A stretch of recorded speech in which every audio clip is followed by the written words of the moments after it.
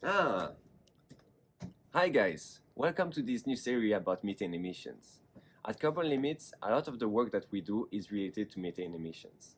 And as this topic is getting a lot of traction internationally, there are still a lot of misconceptions that deserve to be well understood. So let's clarify them together with some of my colleagues at Carbon Limits.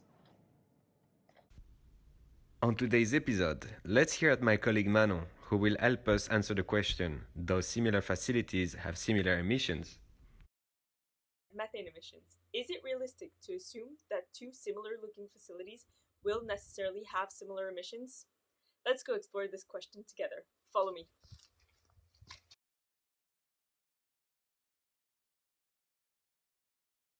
Methane emissions from two facilities are just about as comparable as two different mountains. As both a backcountry skier and a methane enthusiast, let me take you on a trip to explain what I mean. We see pictures of two mountains. We might think they look kind of the same, right? Well, when we prepare a trip and start skiing, we might realize actually not at all. Look at these two mountains. Which one, according to you, has the highest risk of avalanches? Well, from these pictures alone, it's almost impossible to tell. It's the same with methane emissions. A walk through a facility might give us some sense of where the main emission sources are, but it will not allow us to determine the magnitude of these emissions. For methane emissions, the size of a site is not a good indicator of the size of the emissions.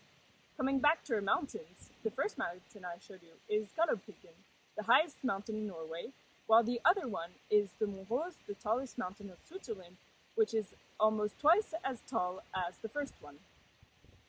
That, however, doesn't mean that the risk of avalanche on Mont Rose is twice as big as the one on Galdhøpiggen. The location of the mountain doesn't play a role either.